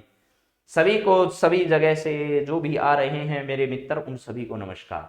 भील समाज छात्रावास जो है वो कहां पर शुरू हुए हैं? भील समाज के लिए नाचना जैसलमेर के अंदर 10 लाख रुपए की लागत से क्या बनाया जाएगा? भील समाज छात्रावास बनाया जाएगा। इसकी घोषणा अल्पसंख्यक मामलों के मंत्री साले मोहम्मद के द्वारा राणा पूंजा भील की जयंती के अवसर पर वहां पर घोषणा की गई थी कि विधायक प्रकोटे से जो है वो जैसलमेर के नाचना में 10 लाख की लागत से मैं भील समाज छात्रावास की यहां पर क्या करेंगे? स्थापना करेंगे। तो पूंजा भील पिछले दिनों खूब चर्चा में आए और आपको ध्यान भी रखना है इनके बारे में। चलिए अगली बातचीत है, मुख्यमंत्री ने रायपुर शाहड़ा भीलवाड़ा में इंडोर खेल स्टेडियम बनाए जाने की क्या की? घोषणा की। यहां से पूर्व विधायक कैलाश त्रिवेदी जो है वॉलीबॉल के राष्ट्रीय खिलाड़ी रहे। आपको पता है कैलाश त्रिवेदी जो है उनका निधन हो चुका था, बाद में इनकी पत्नी ने वहां से चुनाव लड़ा और चुनाव भी जीत गए। तो मुख्यमंत्री ने यहां पर जब इनकी प्रतिमा का अनावरण करने पहुंचे, इसकी प्रतिमा, पूर्व विधायक यहां से कैलाश त्रिवेदी जी की प्रतिमा का वहां अनावरण करने पहुंचे, उस समय मुख्यमंत्री ने यह कहा कि रायपुर सहाड़ा भीलवाड़ा के अंदर हम एक खेल स्टेडियम बनाएंगे, क्योंकि वॉलीबॉल के कौन रहे हैं? ये कैलाश त्रिवेदी जी जो हैं वो वॉलीबॉल के एक प्रसिद्ध खिलाड़ी रहे हैं। ये घोषणा उन्होंने इस समय की थी। चलिए इसके बाद में अगली बात, सशक्त दस्त नियंत्रण अभियान राजस्थान में कब से शुरू किया गया?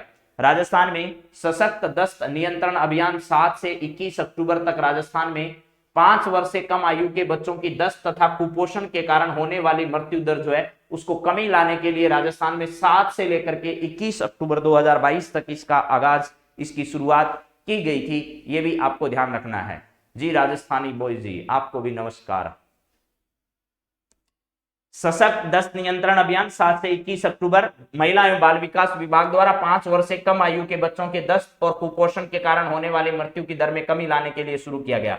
मोनिका जाट का संबंध जो है वो अंतरराष्ट्रीय साइकिलिस्ट से है। मोनिका जाट राजस्थान के किस जिले की रहने वाली है ये बताइए? जो अंतरराष्ट्रीय साइकिलिस्ट जो है वो रही है, या साइकिलिंग जो खेल है उससे इनका संबंध रहा है। ये इस वजह से चर्चा में आई क्योंकि राजस्थान के मुख्यमंत्री ने राजीव गांधी ग्रामीण ओलंपिक खेल जब खेले जा रहे थे उस समय क्या किया था मेरे दोस्तों? ग्रामीण ओलंपिक खेलों के समय इनको एक साइकिल जो है वो वितरण की थी। तो इंटरनेशनल साइकिलिस्ट खिलाड़ी है, ये भी आपको ध्यान रखना है। चलिए इसके बाद में अगली बातचीत हम लोग अगर करें तो गांधी सद्भावना पुरस्कार 2022 2 अक्टूबर 2022 को जयपुर में 5 व्यक्तियों को प्रदान किए गए। प्रत्येक व्यक्ति को 5 लाख रुपए तथा प्रशस्ति पत्र तथा मोमेंटो दिया गया, जिसमें 5 लाख रुपए की राशि इसके अंतर्गत दी गई थी। और ध्यान रखना, राजस्थान रत्न सम्मान जिनको दिया गया था उनको 1 लाख रुपए की राशि जो है वो क्या की गई थी? प्रदान की गई थी। 1 लाख रुपए की राशि उनको प्रदान की गई थी। यहां पर 5 लाख रुपए दिए गए, प्रशस्ति पत्र दिया गया और इसके अलावा मोमेंटो भी दिया गया। Doctor SN. सुब्बाराव बेंगलुरु से संबंधित है, बड़े गांधीवादी विचार रखने वाले लोगों को सम्मानित किया गया था। और कितने व्यक्तियों को? 5 व्यक्तियों को दिए गए। फिर है नेमीचंद जैन भावुक जो कि जोधपुर के रहने वाले हैं और उन मरणोपरांत उनको दिया गया। अमरनाथ भाई जी जो कि वाराणसी से संबंधित हैं, ये भी गांधीवादी विचारक रखने वाले व्यक्ति हैं। कुमार प्रशांत जो कि दिल्ली के हैं। Doctor DR. मेहता जयपुर के रहने वाले, डॉक्टर डी.आर. मेहता कहां के? जयपुर के। उनको यह पुरस्कार राशि जो है वो क्या की गई थी? प्रदान की गई थी। ठीक है, हाँ जी। तो चलिए इसके बारे में आगे बात करते रहे। दोबारा बता देता हूं, गांधी सद्भावना पुरस्कारों का वितरण 2 अक्टूबर 2022 को राजस्थान में जयपुर में किया गया। 5 व्यक्तियों को यह पुरस्कार दिए गए। 5 लाख रुपए की राशि, प्रशस्ति पत्र और मोमेंटो देकर सम्मानित किया गया। सुब्बाराव नेमीचंद जैन को मरणोपरांत यह पुरस्कार दिया गया। प्लस इसके साथ साथ जो है वो अमरनाथ भाई जी और कुमार प्रशांत और इसके अलावा डी.आर. मेहता जो है उनको प्रदान किए गए थे ये पुरस्कार। चलिए इसके बाद में नेक्स्ट पॉइंट देखते हैं, क्या है आपका अगला सवाल। सर्वधर्म प्रार्थना सभा का आयोजन जयपुर के सवाई मानसिंह स्टेडियम में 2 अक्टूबर 2022 को किया गया था, जिसका विश्व रिकॉर्ड बना। World book of records London द्वारा राजस्थान के मुख्यमंत्री को इसका प्रोविजनल सर्टिफिकेट है वो भी क्या किया गया था, प्रदान किया गया था। तो यहां पर 2 अक्टूबर को जो प्रार्थना सभा का आयोजन एसएमएस स्टेडियम में किया गया था, उसका विश्व रिकॉर्ड राजस्थान ने बनाया था, जिसका प्रोविजनल सर्टिफिकेट जो है world book of records London द्वारा प्रदान किया गया। शांति एवं अहिंसा विभाग की स्थापना करने वाला राजस्थान देश का पहला राज्य बना है। शांति एवं अहिंसा के लिए अलग से राजस्थान में एक विभाग बनाया गया और ऐसा विभाग स्थापित करने वाला राजस्थान जो है वो पहला राज्य बना, पूरे देश का पहला राज्य जहां पर क्या है, अहिंसा एवं शांति विभाग की स्थापना की गई। जाखम बांध जो है वो आपको पता है कौन सी नदी पर है, यहां पर प्रतापगढ़ जिले के प्रतापगढ़ अरनोद और पीपल खूंट क्षेत्र में 524 गांवों के हर घर जल उपलब्ध करवाने के लिए राजस्थान सरकार के द्वारा 1062.77 करोड़ रुपए की राशि को क्या किया गया था, स्वीकृत किया गया था। तो जाखम बांध से प्रतापगढ़ जिले के प्रतापगढ़ अरनोद पीपलखूंट जो क्षेत्र है उनमें 524 गांवों में हर घर जल जो है वो उपलब्ध करवाया जा रहा है राजस्थान में, ये भी हमको ध्यान रखना है। हाँ, इससे पहले 2 अक्टूबर स्टेडियम में 1 करोड़ बालकों में राष्ट्रगान जो वो 2 अक्टूबर को नहीं गाया गया था, 12 तारीख याद रखनी है, 12 अगस्त 2022 को जो है वो सबसे बड़ा गायन जो है वो हुआ और उसमें भी राजस्थान को जो है वो रिकॉर्ड्स ऑफ लंदन के द्वारा विश्व रिकॉर्ड में उसको दर्ज किया गया था। चलिए इसके बाद में आगे बात करते हैं। नेक्स्ट सवाल आपकी स्क्रीन पर क्या है जरा देखो भैया, ये है मुख्यमंत्री वृद्ध जन सम्मान पेंशन योजना। मुख्यमंत्री वृद्ध जन सम्मान पेंशन योजना, मुख्यमंत्री वृद्ध जन सम्मान पेंशन योजना के तहत आपको पता है राजस्थान सरकार का वो मूल निवासी होना चाहिए और उसकी आय 48,000 रुपए से क्या होनी चाहिए, कम होनी चाहिए। तो राजस्थान सरकार क्या करती है, उस परिवार के व्यक्ति को जरा ध्यान से सुन लो, 55 वर्ष की महिला और 58 वर्ष का पुरुष और अगर 75 वर्ष के बीच में है तो उसको 750 रुपए सरकार देती है और इसके बाद तो 1000 रुपए राशि सरकार के द्वारा क्या की जाती है, प्रदान की जाती है। तो यहां पर लिखा हुआ है 58 वर्ष से लेकर के 75 वर्ष की है, अगर पुरुष है तो उसको क्या किया जाता है 750 रुपए और 1000 रुपए, अगर महिला है 55 वर्ष और 75 वर्ष के बीच में तो 750, इससे ज्यादा है तो 1000 रुपए प्रति माह इसमें राशि जो है वो प्रदान की जाती है, ये ध्यान रखना है। हाँ जी, चलिए यहां ध्यान रखिएगा 48,000 रुपए जो है, इस 48,000 रुपए की राशि को याद रखना, लेकिन बीपीएल अंत्योदय परिवार, आस्था कार्ड परिवार, शहरिया, कथोड़ी जनजाति और खेरवा जाति के परिवार में आयु सीमा में इसमें क्या की जाती है, छूट दी जाती है। यहां पर किस किस को छूट दी जाती है, कोई अगर शहरिया जनजाति से संबंधित है या कथोड़ी जनजाति से या खैरवा जनजाति से या बीपीएल अंत्योदय या आस्था कार्ड धारी जो परिवार के बच्चे हैं, इन लोगों के लिए यह प्रदान किया जाता है। ठीक है, यहाँ चलिए जी अगले बातचीत क्या है जरा सुनो। यहां पर नेक्स्ट पॉइंट है 2 अक्टूबर को राजस्थान में राज्य भर में चिरंजीवी ग्राम सभाओं का क्या किया गया था, आयोजन किया गया था। चिरंजीवी योजनाओं का प्रचार प्रसार पूरे राजस्थान में करने के लिए ऐसा किया गया था। ठीक है, हाँ जी। इसके बाद में नेक्स्ट अभियान है प्रकाश अभियान। क्या है भाई, प्रकाश अभियान राजस्थान के नागौर जिला प्रशासन द्वारा वंचित बच्चों को शिक्षा से जोड़ने के लिए शुरू किया गया। L&T कंपनी की सहायता से किताबें, कॉपी, पेन, पेंसिल के साथ साथ स्कूल ड्रेस, जूते, पानी की बोतल और टिफिन जैसी सेवाएं उपलब्ध करवाने के लिए राजस्थान के नागौर जिले से जो है वो प्रकाश अभियान का आरंभ किया गया था। और इसके अलावा आपको पता है उजास अभियान जो है वो भी पहले नागौर जिले से आरंभ हुआ, लेकिन अब उसे अलवर जिले में भी क्या कर दिया गया, शुरू कर दिया गया। अलवर जिले में भी उसे क्या कर दिया गया, आरंभ कर दिया गया है। चलिए अगली बातचीत करते हैं। नेक्स्ट पॉइंट आपके सामने है, यहां पर क्या है जरा देखो भाई, ये है पुंगल गांव बीकानेर में सौर ऊर्जा पार्क की स्थापना की जाएगी। 1190 मेगावाट कोल इंडिया लिमिटेड के द्वारा स्थापित होगा। 810 मेगावाट राजस्थान राज्य विद्युत उत्पादन निगम द्वारा उत्पादन किया जाएगा। 5400 करोड़ का समझौता 13 अक्टूबर 2022 को हुआ। राज्य की 142 गीगावाट की सौर क्षमता इस समय रहेगी तथा 127 गीगावाट की पवन ऊर्जा की क्षमता राजस्थान में है, यानी राजस्थान 142 गीगावाट का सौर ऊर्जा का उत्पादन कर सकता है और 127 गीगावाट जो है, इस 127 गीगावाट का पवन ऊर्जा का उत्पादन कर सकता है। लेकिन हम अभी 12-13,000, 15,000, 30,000 मेगावाट की क्षमता ही प्राप्त कर पा रहे हैं, तो हमको ये भी ध्यान रखना है।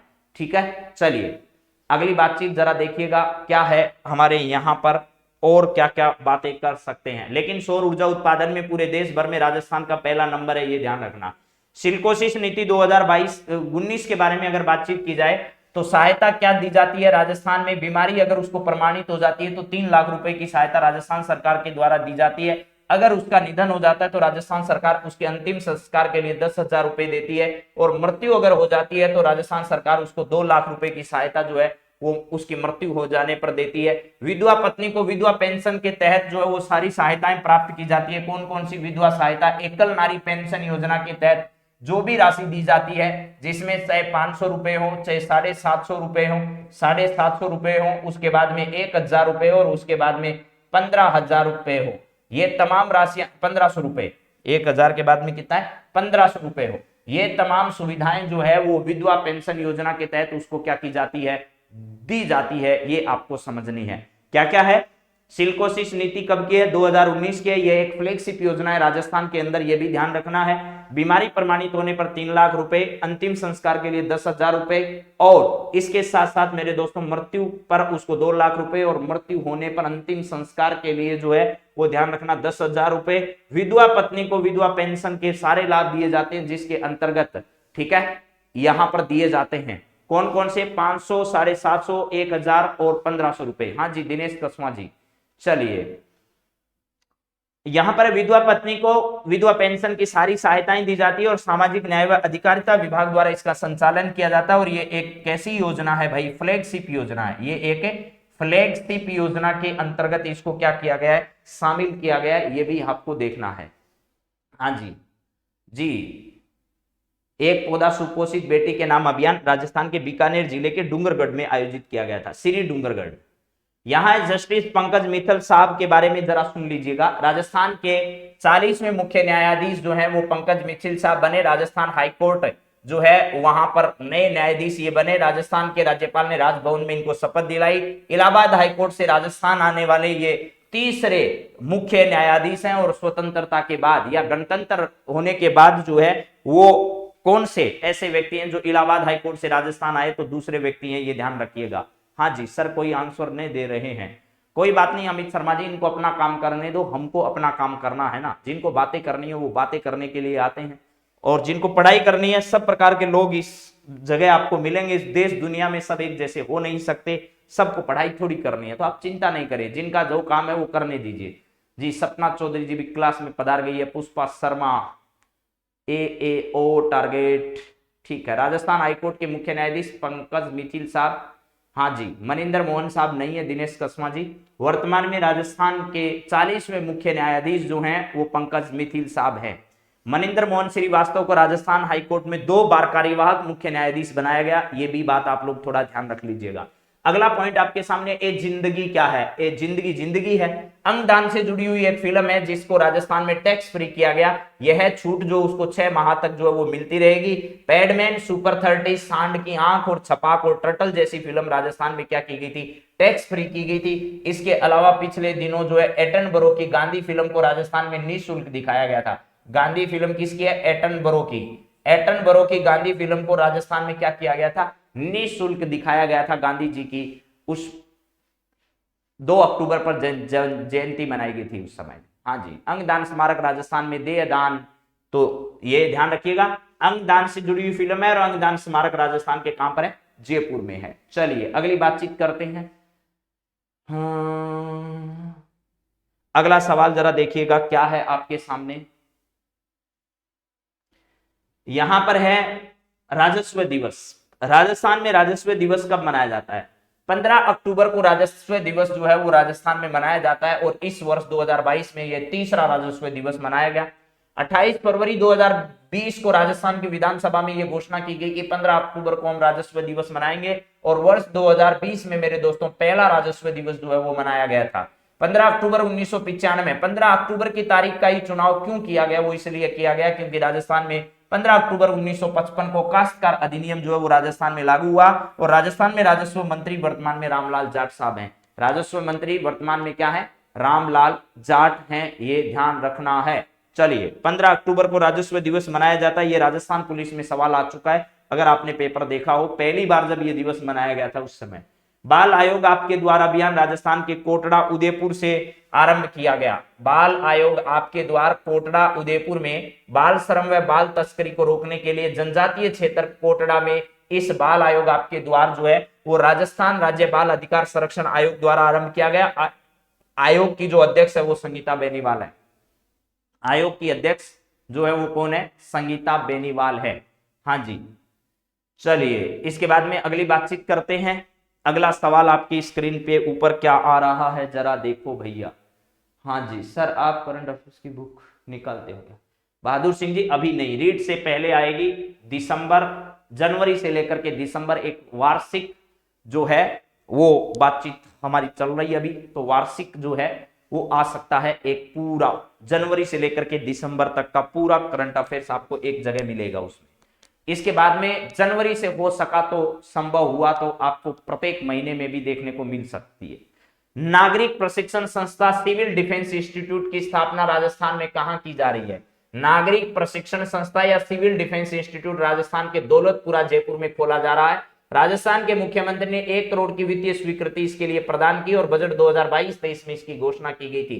देखिए, नागरिकों को स्वयं की सुरक्षा करने के लिए प्रशिक्षण प्रदान करने के लिए, स्वयं की सुरक्षा के लिए प्रशिक्षण प्रदान करने के लिए राजस्थान में 1 करोड़ की वित्तीय स्वीकृति के साथ दौलतपुरा जयपुर में राजस्थान में नागरिक प्रशिक्षण संस्था या सिविल डिफेंस इंस्टीट्यूट की क्या की जा रही है? स्थापना की जा रही है। यह भी आपको ध्यान रखना है।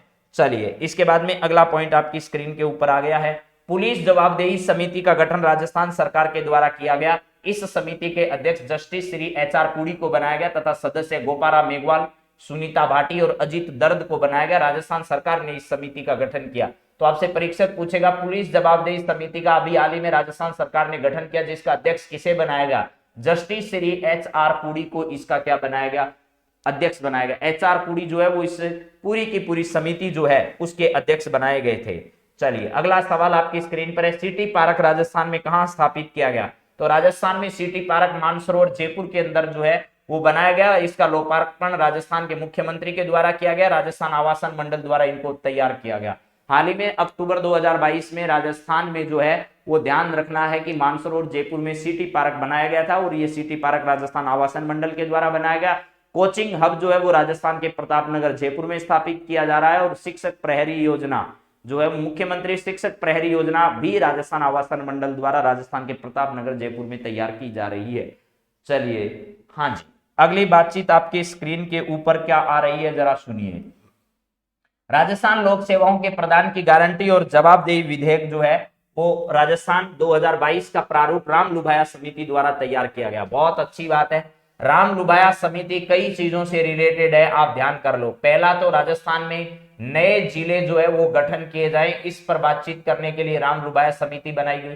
फिर उसके बाद RCA के चुनाव कराने के लिए मुख्य चुनाव अधिकारी राम लुभाया को बनाया गया, लेकिन अब बाद में उन्होंने इस्तीफा दे दिया। तो अब किसको बनाया गया है? तो सुनील अरोड़ा जी जो है उनको बनाया गया, सुनील अरोड़ा जी। ठीक है, राजस्थान ही नहीं पूरे भारत के पहले मुख्य निर्वाचन आयुक्त रहे सुनील अरोड़ा जी को अब RCA के चुनाव के लिए मुख्य चुनाव अधिकारी या निर्वाचन अधिकारी बनाया गया है। राम लुभाया जी ने राजस्थान लोक सेवाओं के प्रदान की गारंटी और जवाबदेही विधेयक जो बनाया जा रहा है उसका प्रारूप जो कि जनता के सामने रखा, जनता से सुझाव मांगे गए। जो सुझाव अगर आपने दिए हैं तो आपको 30 नवंबर तक का समय दिया गया था कि 30 नवंबर तक आप अपने सुझाव दे सकते हैं कि राजस्थान में जो लोक सेवा है उसके प्रदान करने की उनके गारंटी और जवाबदेही जो है उसकी स्थापना की जाए। इसके लिए आपके क्या सुझाव हैं? तो वो पूरा ड्राफ्ट जो वो किसके द्वारा तैयार किया गया था? तो वो राम लुभाया समिति के द्वारा ही वो ड्राफ्ट जो है वो तैयार किया गया था। इसके बाद में है जिस समिति का गठन सितंबर 2019 में राजस्थान सरकार के द्वारा किया गया था।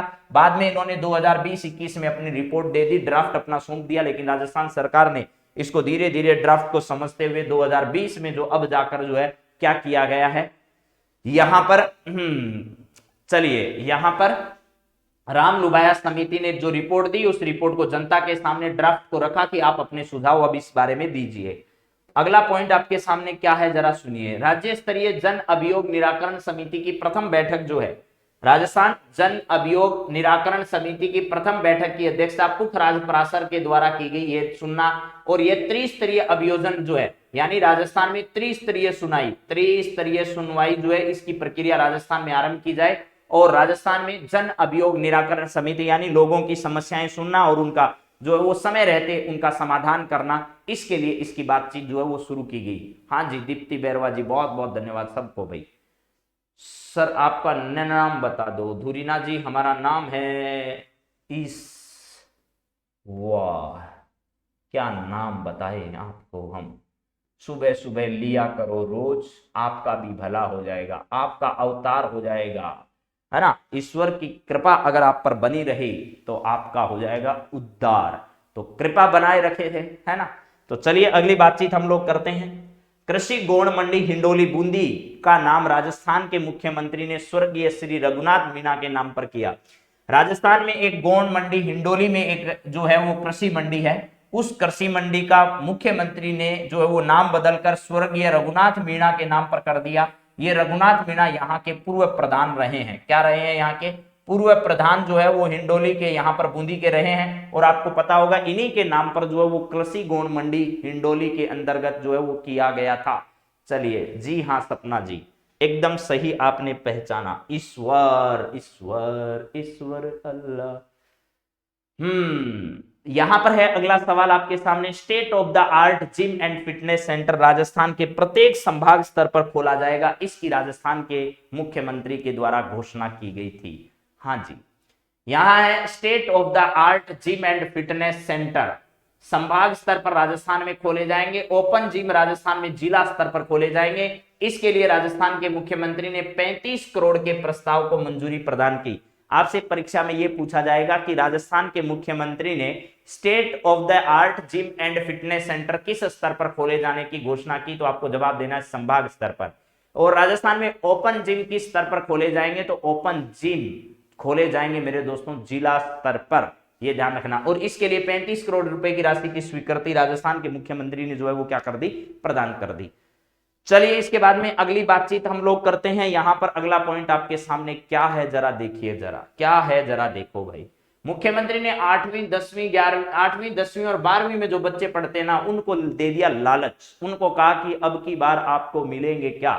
हाँ जी, कहां पर जा रहे हैं यहां पर बताइए कि जो है वो 8वीं 10वीं 12वीं बोर्ड की परीक्षा में अच्छे अंक प्राप्त करने वाले 93,000 विद्यार्थियों को हम स्मार्ट टेबलेट देंगे, प्लस लुगाइयों की तरह आपको भी कई दिन पागल बनाएंगे। 3 वर्ष की निःशुल्क इंटरनेट कनेक्टिविटी भी देंगे, है ना। गांव की लुगाइयां तो अडिक अडिक बूढ़ी होगी कि भाई साहब हमको कब मिलेगा मोबाइल, लेकिन उनको मोबाइल अभी मिला नहीं है। उनको मैं समझा देता हूं कि भाई चुनाव से ठीक 6 महीने पहले आपको मोबाइल मिलेगा, ताकि वोट देने जाओ उस दिन भूल नहीं जाओ कि मुख्यमंत्री ने हमको मोबाइल दिया था, इसलिए आप अभी इंतजार करिए, मोबाइल आपको मिलेगा। ऐसे ही ये बच्चे जो हैं वो परीक्षा होने का, रिजल्ट आने का इंतजार करो, इतने में आ जाएंगे चुनाव। और चुनाव के ठीक पहले जो आपकी परीक्षा का रिजल्ट होगा इस वर्ष का, उस वर्ष आपको दिया जाएगा 93,000 बच्चों को जयपुर बुलाकर टेबलेट बांटे जाएंगे। उसमें 3 वर्ष की कनेक्टिविटी मिलेगी, यानी अगले 3 वर्ष फिर आपको अब जीवन भर पढ़ाई से दूर रहना ही पड़ेगा, क्योंकि जब इंटरनेट मिलेगा तो इंटरनेट की बातें जो हैं वो आपकी रहेगी फिर गजब गजब, और इंटरनेट की बातें रहेगी तो फिर जीवन में आपका पढ़ाई से नाता रहेगा दूर दूर तक। पासपोर्ट कार्यालय की तर्ज पर राज्य में कुल 10 मॉडल उप पंजीयक कार्यालय खोले जाने की राजस्थान के मुख्यमंत्री ने घोषणा की है। जैसे हमारे यहाँ पासपोर्ट ऑफिस बनते ठीक उसी प्रकार के राजस्थान में 10 ऐसे जो है वो उप पंजीयक कार्यालय जो है वो क्या किए जाएंगे, खोले जाएंगे, इसकी घोषणा की गई थी। हाँ जी हाँ, वोट देने जाएगी तो हाथ में ले जाना पड़ेगा मोबाइल, और उस मोबाइल में मुख्यमंत्री अशोक गहलोत की फोटो भी आपके सामने आती रहेगी, उस पर फोटो लगी हुई मिलेगी, जहां पर अपना आप लोग जो है एक वॉलपेपर सेट करते हो उसमें भी आ सकती है, और पीछे तो उसके लगे रहेगी जहां पर आप अपना जो है वो फोटो उस पर लगाते हो, वहां भी फोटो गहलोत जी की आएगी। तो जो है वो भूल नहीं जाओ कि ये मोबाइल हमको कहां से मिला है। State initiative for quality education जो है उसके लिए बीकानेर के 750 स्कूलों में स्मार्ट टीवी और जयपुर के 267 स्कूल जो है उसके अंतर्गत आईसीटी लैब की स्थापना राजस्थान में की जाएगी। SIQE आपने नाम सुना होगा, state initiative for quality education जो है इसके अंतर्गत राजस्थान के 267 तो कहां के जयपुर के और 750 कहां के, बीकानेर के। इन बीकानेर वाले स्कूलों में तो क्या होगा, स्मार्ट टीवी लगाए जाएंगे, जहां एकल विद्यालय का मतलब मास्टर साहब अकेले ही हैं, कौन कौन सी कक्षा संभाले। और 267 ऐसी जयपुर जिले की स्कूलें हैं जहां पर आईसीटी जो लैबें हैं उनकी क्या की जाएगी, स्थापना की जाएगी। हाँ जी जी, चुनाव के नजदीकी टाइम, चलिए सर जी लुगाई ने फोन मिले और वो वोट, अरे वोट किसी को दे लेकिन फिर बेचारे है ना, आदमी तो मोबाइल मिलने के बाद जब लुगाइयों को मोबाइल मिल जाएगा तो आदमी फिर है ना पछताएगा। इसके बाद में है फूड सेफ्टी। फूड सेफ्टी तो मैं जो नागरिक जन है, पुरुषों के लिए जनहित में जारी कर रहा हूं एक बात कि गहलोत जी मोबाइल दे उससे पहले पहले अपनी लुगाइयों को मोबाइल दिलवा दो, है ना, सुखी रहोगे जीवन में। और गहलोत जी जो मोबाइल देना उसको संदूक के अंदर रख देना भैया, तुम्हारा जीवन सुखी रहेगा। अगर गहलोत जी वाला मोबाइल लुगाइयों ने ले लिया तो तुम्हारे जीवन में क्लेश मच जाएगा, ये सोच लेना पहले से भैया। फूड सेफ्टी इंडेक्स में राजस्थान के 10वें स्थान पर, राजस्थान में कौन से स्थान पर है, ये स्थान जरूर याद रख लो, ये परीक्षा में आएगा, छपेगा। हो सकता है एक दिन पहले हमारी जो करंट अफेयर्स की मैराथन क्लास हुई थी उसमें कहीं 12वें और 10वें नंबर को लेकर आप कंफ्यूजन रहे होंगे, लेकिन ध्यान रखना नया जो इस वर्ष का है वो कौन सा स्थान है, राजस्थान का 10वां स्थान है फूड सेफ्टी इंडेक्स के अंदर, ये ध्यान रखना। और पिछले वर्ष राजस्थान का 18वां नंबर था। राजस्थान के मुख्यमंत्री ने इसकी घोषणा की कि भैया, हाँ जी, कि एक का चक्कर है, ये चक्कर समझ में आ जाएगा भैया, है ना। फूड सेफ्टी इंडेक्स राजस्थान, जिन लोगों के पास मोबाइल नहीं है अभी, है ना, वो इंतजार कर रही है कि कब हमको गहलोत जी का मोबाइल मिले। तो फूड सेफ्टी इंडेक्स राजस्थान जो है वो कौन से नंबर पर है, ये राजस्थान में 10वें नंबर पर है, इस बात को भी ध्यान रखिएगा। हाँ जी, चलिए यहां पर है जयपुर अर्बन हाट 9 करोड़ की राशि से विकसित करने की मुख्यमंत्री ने क्या की, मंजूरी प्रदान की। ये सवाल बहुत इंपॉर्टेंट है, इसलिए मैं इसको क्या है यहां पर रेड करके आपके लिए लिखा गया है। हाँ जी, जयपुर अर्बन हाट 9 करोड़ की राशि से दिल्ली की तर्ज पर जयपुर में अर्बन हाट की स्थापना की जाएगी। जिस प्रकार दिल्ली में अर्बन हाट का स्थापित की गई है उसके लिए राजस्थान के मुख्यमंत्री ने अभी हाल ही में 9 करोड़ रुपए की राशि क्या की है, घोषित की है। चलो जी, हाँ, अरे भाई साध्या व्यास जी कह रही है मेरे तो लुगाई नहीं है, जिनके लुगाई नहीं है वो आदमियों को दिला दो, है ना। चलिए अगली बात करते हैं, पुलिस में 500 मोबाइल यूनिट के गठन की राजस्थान के मुख्यमंत्री ने मंजूरी प्रदान की है। राजस्थान के मुख्यमंत्री ने यह कहा है कि आने वाले समय में जिस प्रकार 108 नंबर की जो सेवाओं के लिए एम्बुलेंस आदि चलती है, उसी प्रकार राजस्थान में पुलिस के लिए हम 500 नई मोबाइल यूनिट जो है इस वैन का क्या करेंगे, शुरुआत करेंगे, मोबाइल वैन जो है उसका गठन करेंगे। ऐसी 500 मोबाइल वैन हम संचालित करने वाले हैं, ये ध्यान रखना है। हाँ जी सर जी, पीडीएफ डाल देना, जरूर डाल देंगे भाई, पीडीएफ डाल देंगे सर, फिर लुगाई छोड़ा जस्ती छोड़ा। चलिए जी अगली बातचीत क्या है जरा देखो। 24 अक्टूबर को संयुक्त राष्ट्र स्थापना दिवस इस वर्ष मनाया गया था। इस अवसर पर सभी राजकीय भवनों पर संयुक्त राष्ट्र का ध्वज फहराया गया, जहां नियमित रूप से राष्ट्र ध्वज फहराया जाता है। देखिए संयुक्त राष्ट्र दिवस जो 24 अक्टूबर को इस बार मनाया गया था, उस 24 अक्टूबर को मनाए गए संयुक्त राष्ट्र दिवस के अवसर पर राजस्थान सरकार के द्वारा यह आदेश जारी किया गया कि संयुक्त राष्ट्र का ध्वज भी इस समय फहराया जा सकता है, लेकिन एक तो जिला कार्यालय जो है जैसे कलेक्ट्रेट है इत्यादि है, और जयपुर के अंदर जो बड़े भवन हैं, राजकीय भवन जो हैं, उनके ऊपर इस ध्वज को फहराया जा सकता है। लेकिन उन भवनों पर जो है वो फहराए जाने की परमिशन दी गई जहां हर वर्ष या हमेशा जो है राष्ट्रीय ध्वज क्या कह रहे फहराता रहता है उस। हाँ जी, 24 अक्टूबर को 1945 को यूएनओ की स्थापना हुई थी और 24 अक्टूबर को इसी वजह से यह दिवस मनाया जाता है। Rajasthan contractual hiring to civil post rules 2022 लागू किया गया, जिसमें 1.1 लाख संविदा कर्मियों को नियमित किया गया। गहलोत जी ऐसे समझदार हैं, देखो भाई साहब जो संविदा कर्मी काम कर रहे थे ना, वो इतनी गाली देते हैं पूछो मत आप लोग। ये संविदा कर्मियों को अलग से एक क्या कर दिया गया, गहलोत जी ने दिमाग लगाया और संविदा कर्मियों के लिए Rajasthan contractual hiring to civil post rules 2022 लागू कर दिया, है ना। वो सोच रहे थे कि हमको राजस्थान सरकार परमानेंट करेगी और हमको ठीक सरकारी कर्मचारियों जितना वेतन मिलेगा, तो गहलोत जी भी तुमसे आगे हैं भैया। तो गहलोत जी ने क्या कर दिया, उससे नया खेला खेल दिया और यहाँ खेला खेलकर संविदा कर्मियों के लिए अलग से एक रूल्स बनाया 2022 के नाम से।